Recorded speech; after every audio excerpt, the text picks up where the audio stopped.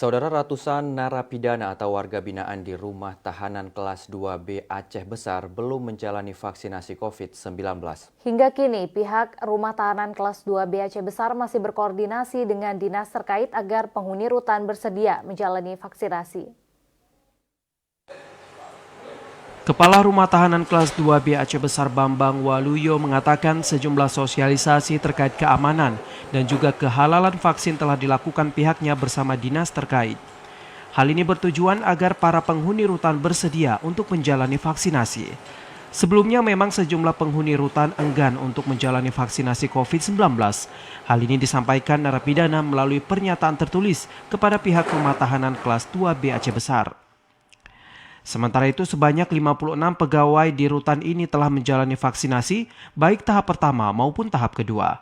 Sebanyak 435 warga dengan berbagai kasus kini menghuni rumah tahanan kelas 2B Aceh Besar.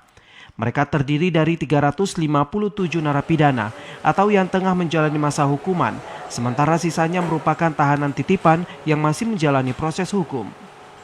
Untuk vaksinasi khusus pegawai, alhamdulillah kita sudah dilakukan vaksinasi yang kedua secara keseluruhan sebanyak 56 orang. Sementara untuk narapidana dan tahanan kita masih koordinasi dengan pihak kesehatan. Kira-kira hasil koordinasi nanti apa itu nanti akan kita informasikan. Meski menjadi lokasi yang rentan penyebaran COVID-19, Direktorat Jenderal Pemasyarakatan Kementerian Hukum dan Hak Asasi Manusia belum mengagendakan pemberian vaksin COVID-19 bagi narapidana atau warga binaan permasyarakatan atau tahanan di lapas maupun rutan. Begitupun sejumlah langkah antisipasi telah dilakukan agar rutan dan lapas tidak menjadi klaster penyebaran COVID-19. Dari Aceh Besar, Arman Konadi, TVRI melaporkan.